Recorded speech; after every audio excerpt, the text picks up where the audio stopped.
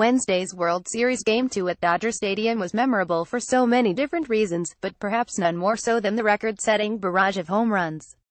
We saw 8 homers between the two clubs, topping the Fall Classic record of 7 set in 1989's Game 3, as the Astros evened the series at 11. 5 of those dingers came in extra innings, besting a postseason record previously held by the 3 that came in Game 1 of the Boston-Cleveland 1995 American League Division Series. It was also more extra inning homers than we've ever seen in any regular or postseason game. If you liked watching the ball fly out of the park, you're in luck now. The series shifts to Houston for the next 3 games, and thanks to the short fences in both left and right, there's probably no easier park in the game for a certain type of fly ball to leave the yard.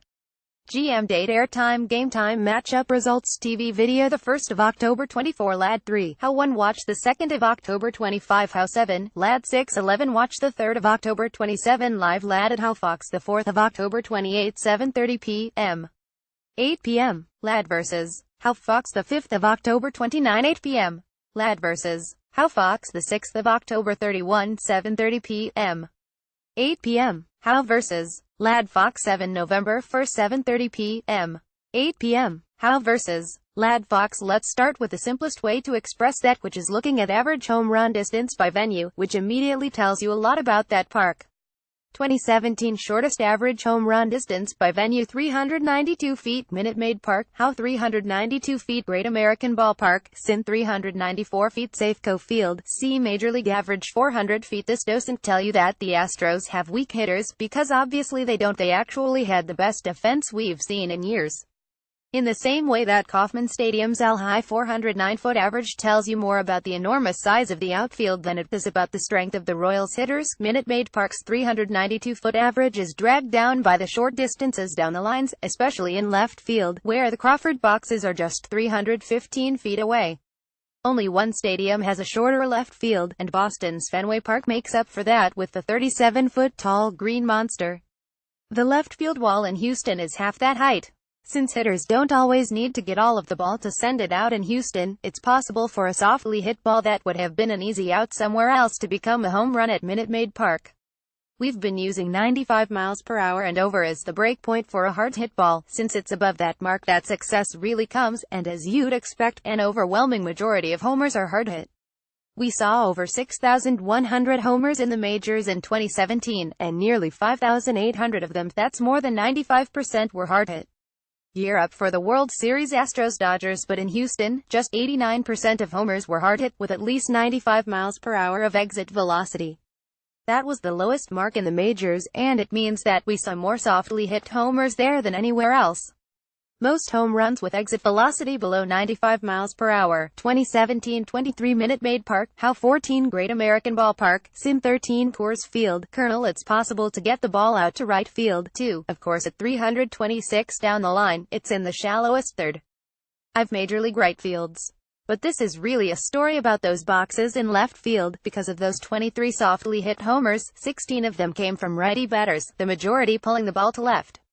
We can show some specific examples, too. By combining exit velocity and launch angle, we can look at hit probability for every batted ball. Based on those 2 factors, we can see how likely a batted ball was to be a hit, independent of defense or the ballpark, things the hitter simply cannot control. Of those 6,100-plus home runs this year, 3 of the 10 with the lowest hit probability numbers came in Houston.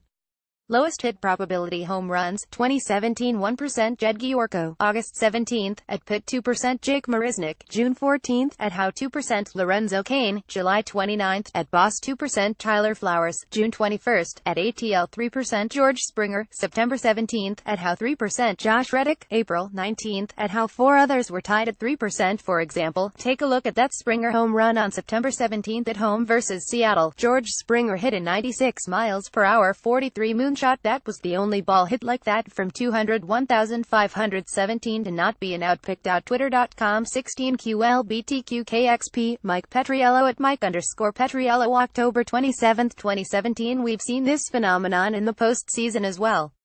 Think back to Game 6 of the AL Championship Series, when Houston's Jose Altuve gave Houston a 41 lead in the 8th inning with a solo homer. With an exit velocity of 93 miles per hour and a launch angle of 24 degrees, that ball had a hit probability of 21%, and balls with that specific combination go for a home run roughly 1% of the time. While the Dodgers haven't played in Houston this year, they're certainly aware of how the park plays, and it almost surely factored into their decision to start flyball pitcher Rich Hill in Game 2 in Los Angeles instead of in Houston for Game 3, preferring to save Yu Darvish for this start. We also know that the Dodgers have more than a few hitters who love to get the ball off the ground, which is the only way these fences will factor in. No team reduced its ground ball rate by more than 3.5 percentage points from last year than the Dodgers. Postseason hero Chris Taylor rebuilt his swing in some way to emulate the success of Justin Turner. Among the 30 teams, only 4 had their righty hitters turning a higher percentage of their batted balls into flies or liners than the Dodgers did. "If I fly out 4 times, I had a great night, because I didn't hit a ground ball," Turner said when we asked him about his career resurgence back in March, an approach that could serve him very well in Houston. Of the 230 righties who had at least 100 balls in play, Turner's 62% fly ball line drive rate was third highest. Oddly enough, however, Minute Maid Park played as an overall pitcher's park this year, partially because the extremely deep center field even after the removal of Tulse Hill makes it tough to get the ball out in that part of the park. This isn't about Houston playing like Coors Field, it's about one very specific kind of batted ball that more easily turns into a home run here. As we know, there are a ton of different reasons for all the homers we're seeing.